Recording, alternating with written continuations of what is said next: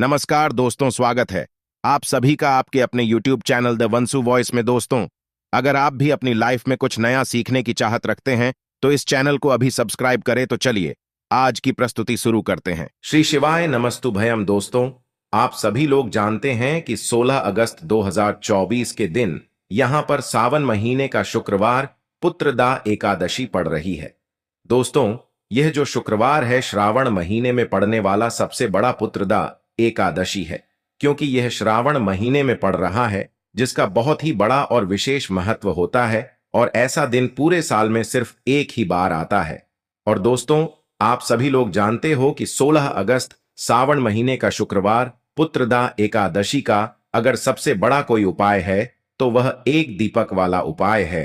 तो दोस्तों, इस श्रावण माह के पहले शुक्रवार पुत्रदा एकादशी के दिन आप लोगों को इस वह एक दीपक वाला उपाय को जरूर करना है। बहुत सारे लोग होंगे जिन लोगों ने इस उपाय को ना किया हो, मतलब पूरा साल निकल गया और उन्होंने किसी भी दिन इस वह एक दीपक वाला उपाय को ना किया हो। पर दोस्तों, आपके पास एक आखिरी मौका बचा हुआ है, जो कि सावन महीने का शुक्रवार पुत्रदा एकादशी के दिन। तो इस दिन आप लोगों को इस वाले उपाय को जरूर कर लेना है। भले ही आपने पूरे साल भर अभी तक इस उपाय को न किया हो, पर अगर आपने इस श्रावण महीने के शुक्रवार पुत्रदा एकादशी के दिन अगर इस वाले उपाय को कर लिया तो आपको इस उपाय को करने का वह फल मिलेगा जिसकी आपने कभी कल्पना भी नहीं करी होगी। इसीलिए आप लोग इस वाले उपाय को एक बार जरूर कर लेना, ताकि आप लोगों के हाथ से यह मौका ना जा सके और आपको इस उपाय को करने का फल मिल सके।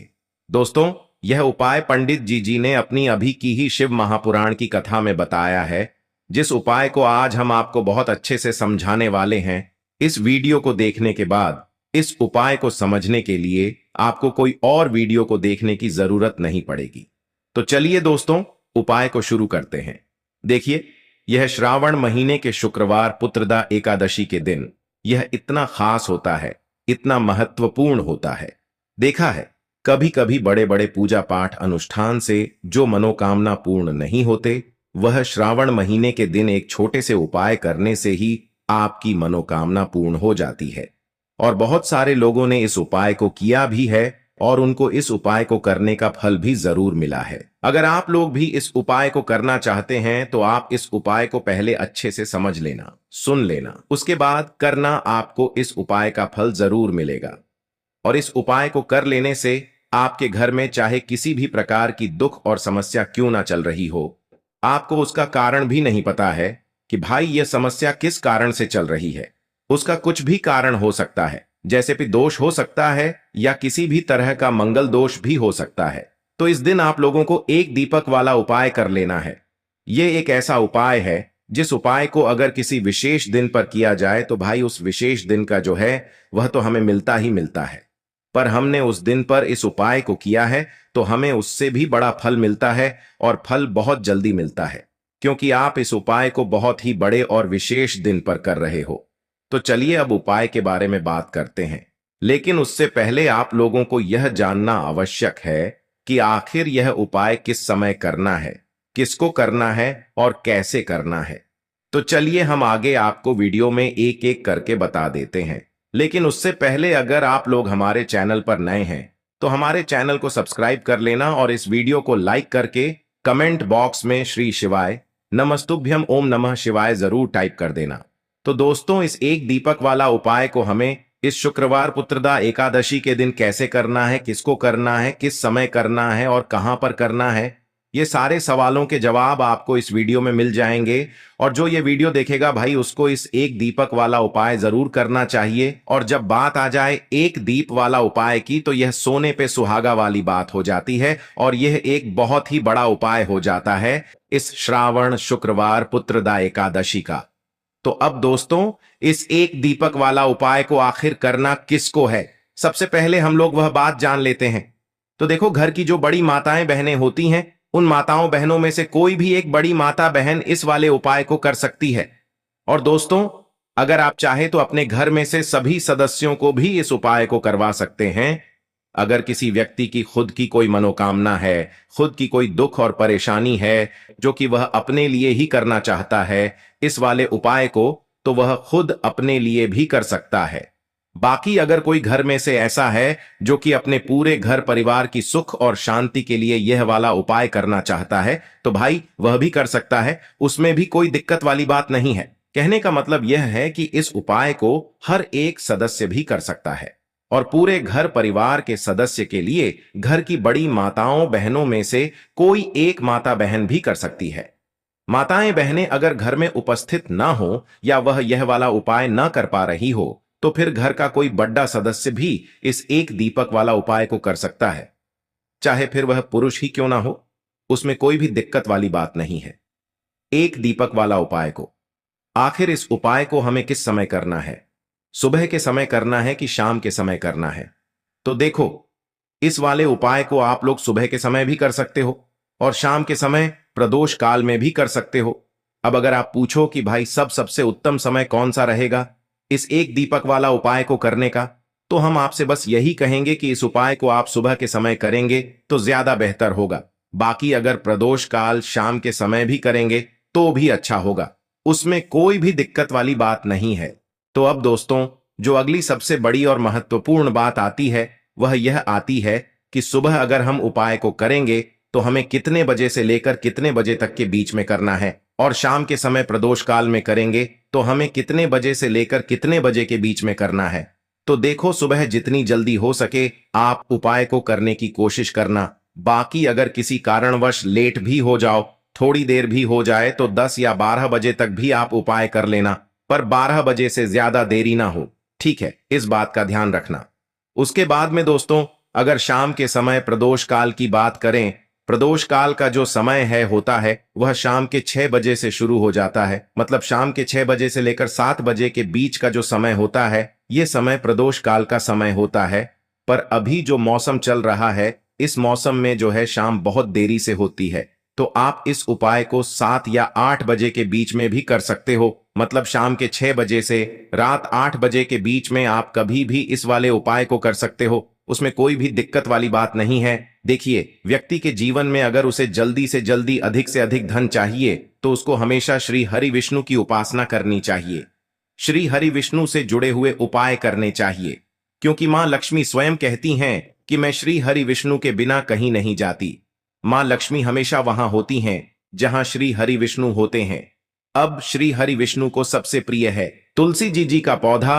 अब तुलसी जी के पौधे से जुड़ा हुआ ही उपाय आज की वीडियो में आपके लिए बताने वाले हैं, और यह उपाय इतना चमत्कारी है कि जिन लोगों ने इस उपाय को पूरी सच्ची श्रद्धा से किया है उन्होंने इसका चमत्कार अपने जीवन में रातों रात देखा है।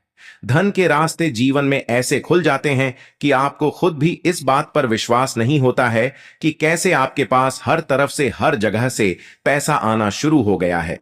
मतलब जो आज आप अपने जीवन में बहुत ज्यादा सोचते हैं कि कैसे यह निर्धनता दूर होगी, कैसे यह पैसे की कमी दूर होगी, कैसे आप धनवान बनेंगे, कैसे आपके पास पैसा आएगा, तो ऐसा समझ लीजिए कि आज की यह वीडियो का जो उपाय है इसे सच्ची श्रद्धा से करने से रातों रात आपका भाग्य भी चमकेगा, आपकी सोई हुई किस्मत भी जागेगी। तो चलिए बात कर लेते हैं कि 16 अगस्त सावन महीने का शुक्रवार पुत्रदा एकादशी के दिन यह उपाय आपको किस समय करना है, कैसे करना है और कौन सा उपाय है, क्या क्या चीजें आपको लेनी है।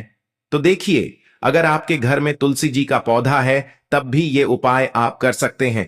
तुलसी जी का पौधा नहीं भी है ना, तब भी ये उपाय आप कर सकते हैं।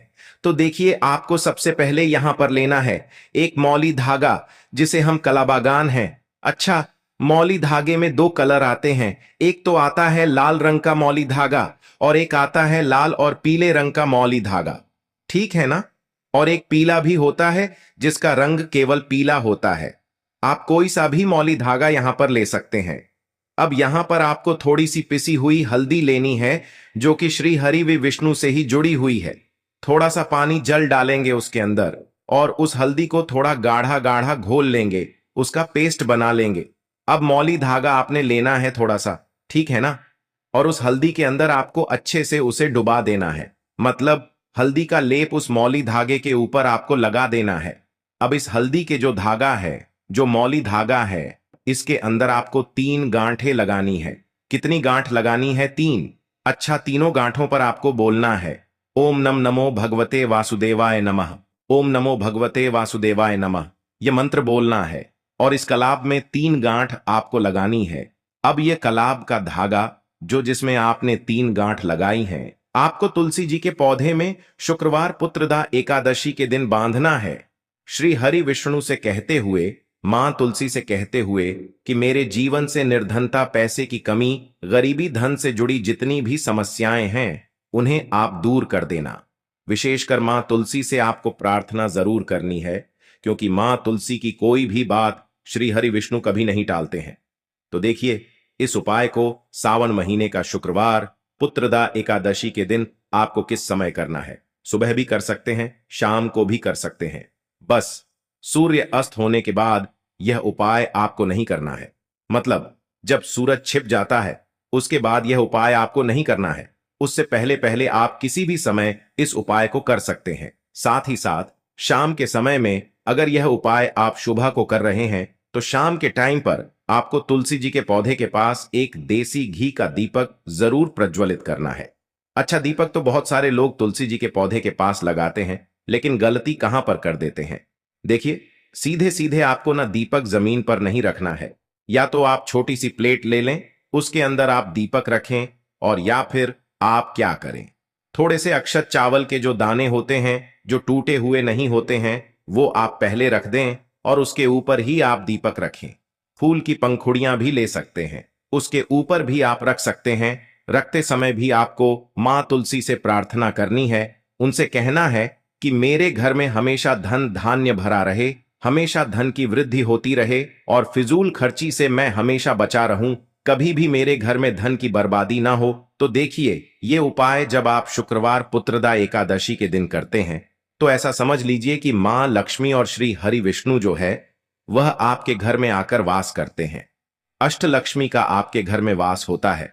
कभी भी धन को लेकर आपको अपने पूरे जीवन काल में परेशान नहीं होना पड़ता है, क्योंकि हल्दी जो होती है यह आपके गुरु ग्रह को भी मजबूत कर देती है, श्री हरि विष्णु को प्रसन्न कर देती है। और यहां पर आपने तुलसी मैया से जुड़ा हुआ उपाय करा है तो श्री हरि विष्णु तुरंत आपकी मनोकामना को पूरा करते हैं। जब मां तुलसी आपकी विश, आपकी इच्छा, आपकी मनोकामना श्री हरि विष्णु से कह देती हैं तो यह उपाय इतना चमत्कारी है कि रातों रात इसका चमत्कार, इसका असर, इसका जो प्रभाव है वह अपने जीवन में आपको देखने को मिलेगा। बस पूरी सच्ची श्रद्धा से आपको यह उपाय करना है। तो यह पहला उपाय है, तुलसी मैया से जुड़ा हुआ उपाय है। अब बात कर लेते हैं दूसरे उपाय की। दूसरा उपाय जो अब आपको बताने जा रहे हैं, यह उपाय भी शुक्रवार पुत्रदा एकादशी का ही है और इस उपाय को करने से आपका जो भाग्य है वह उदय होता है, चमकता है। आपका भाग्य आपके भाग्य में अगर दुख, कष्ट, तकलीफें लिखी है ना, वो आपके जीवन से दूर हो जाती है। क्योंकि देखिए, भाग्य में कुछ लिखा हो, उस जो भाग्य में लिखा है ना उसे भोगना ही पड़ता है व्यक्ति को, है ना।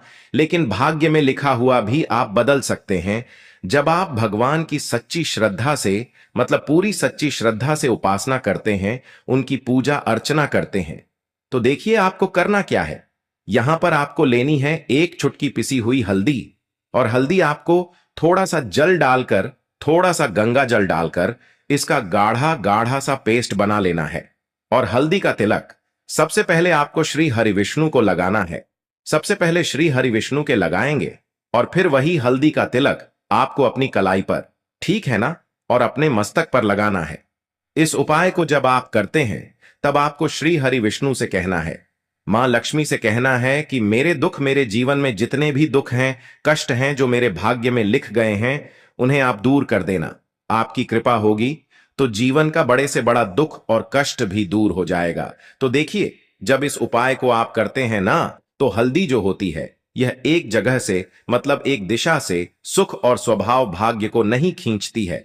4 दिशाओं से आपके जीवन में सुख, धन, वैभव, समृद्धि इनको बढ़ाने का काम करती है।